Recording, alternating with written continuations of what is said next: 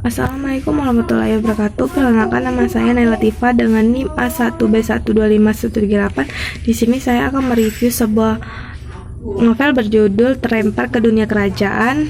Saya membaca novel ini di aplikasi Wattpad. Di sini menceritakan Zayan gemar membaca novel-novel, apalagi cerita-cerita lokal.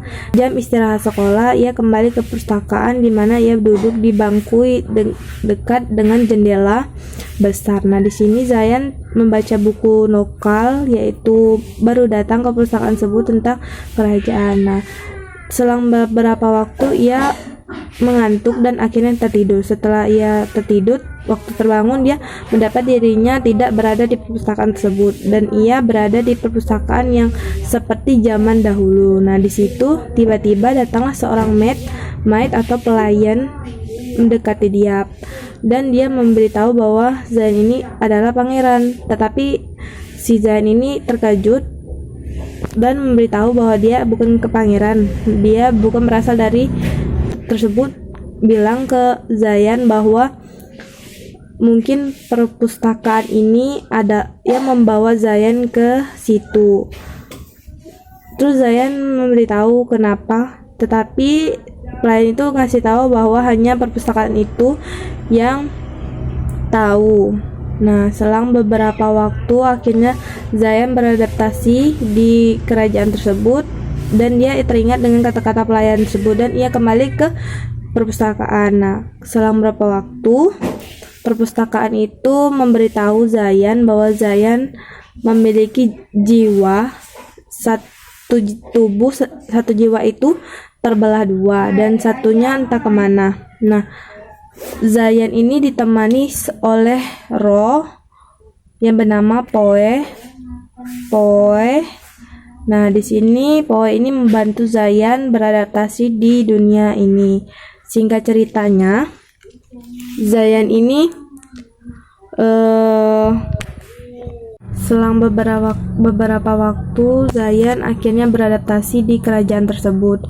Nah, setelah ia mendapati dirinya bahwa ia memiliki jiwa yang lain, Zayan bertekad ingin mengembalikan jiwa yang satunya lagi. Ketika ia mengembalikan jiwa dia yang satunya lagi, ada insiden di mana dunia atas ingin memperebutkan jiwa Zayan tersebut karena alasannya jiwa Zayan ini sangat kuat dan dia ingin mempergunakan hal tersebut untuk yang jahat. Nah, setelah itu Zayan akhirnya dibawa oleh abangnya Hyung-sik ke tempat nenek dan kakeknya. Di situ Zayan mulai ketemu pohon dunia.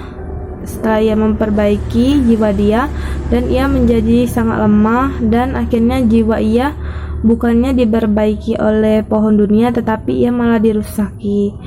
Nah, setelah itu kakek dan neneknya bingung. Akhirnya dia memanggil kakek dia, yaitu Dewa Caphelus, dari mama dia Artena. Nah, di sini kakeknya membantu Zayan mengembalikan jiwa dia. Nah, di situ Zayan dibawa ke dunia bawah dan setelah itu Zayan mendapati dirinya di alam bawah sadar dia yang paling bawah dan bertemu dengan naga.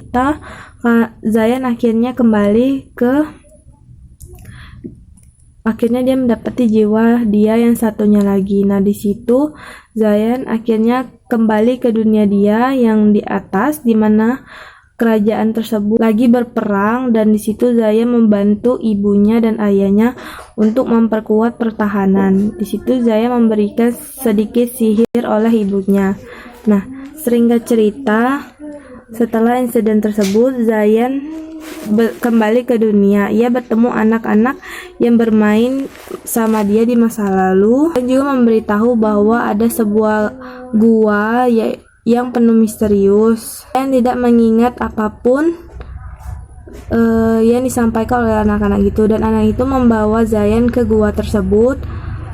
Setelah di sana Zayan terkena sihir dan dia mendapati dirinya hanya sendirian di sana. Tidak begitu lama karena ia kembali ke kesadaran dia. Akhirnya ia tidak memberitahu hal tersebut. Nah, setelah sadar beberapa saat ia berkeliling, ia bertemu dengan perempuan parubaya yang berkata jangan sampai dia tertangkap dan dijadikan boneka. Setelah itu Zayan pingsan dan dia dibawa ke istana.